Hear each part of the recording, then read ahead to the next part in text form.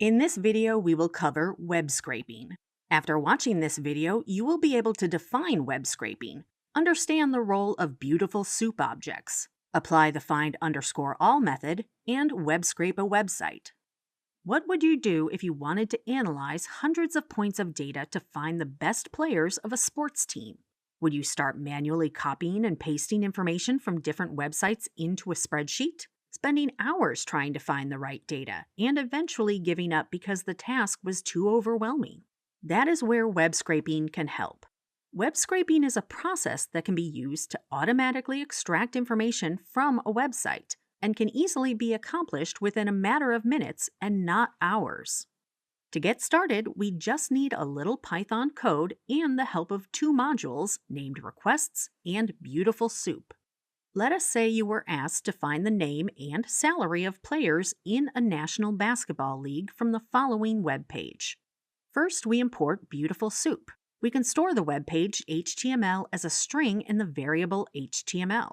To parse a document, pass it into the BeautifulSoup constructor. We get the BeautifulSoup object, soup, which represents the document as a nested data structure.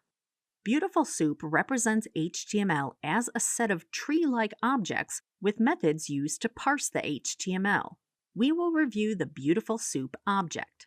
Using the BeautifulSoup object, soup, we created. The tag object corresponds to an HTML tag in the original document, for example, the tag title.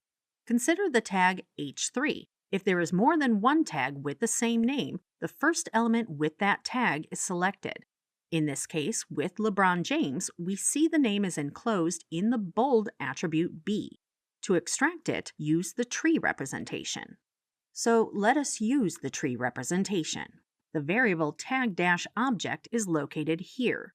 We can access the child of the tag or navigate down the branch as follows. You can navigate up the tree by using the parent attribute.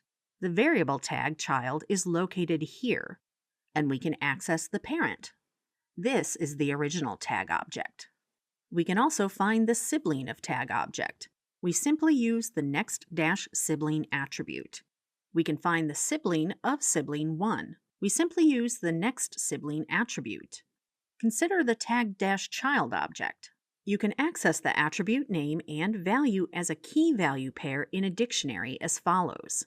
You can return the content as a navigable string. This is like a Python string that supports BeautifulSoup functionality. Now, let us review the method findAll. This is a filter. You can use filters to filter based on a tag's name, its attributes, the text of a string, or on some combination of these. And consider the list of pizza places. Like before, create a BeautifulSoup object, but this time name it table. The find_all method looks through a tag's descendants and retrieves all descendants that match your filters. Apply it to the table with the tag tr. The result is a Python iterable just like a list. Each element is a tag object for tr. This corresponds to each row in the list, including the table header. Each element is a tag object, so consider the first row. For example, we can extract the first table cell. We can also iterate through each table cell. First, we iterate through the list table rows via the variable row. Each element corresponds to a row in the table. We can apply the method findAll to find all the table cells. Then we can iterate through the variable cells for each row. For each iteration, the variable cell corresponds to an element in the table for that particular row. And we continue to iterate through each element and repeat the process for each row. Let us see how to apply BeautifulSoup to a web page. To scrape a web page, we also need the requests library. The first step is to import the modules that are needed. Use the get method from the requests library to download the web page. The input is the URL. Use the text attribute to get the text and assign it to the variable page. Then create a BeautifulSoup object, soup, from the variable page. It will allow you to parse through the HTML page. And you can now scrape the page. Check out the labs for more.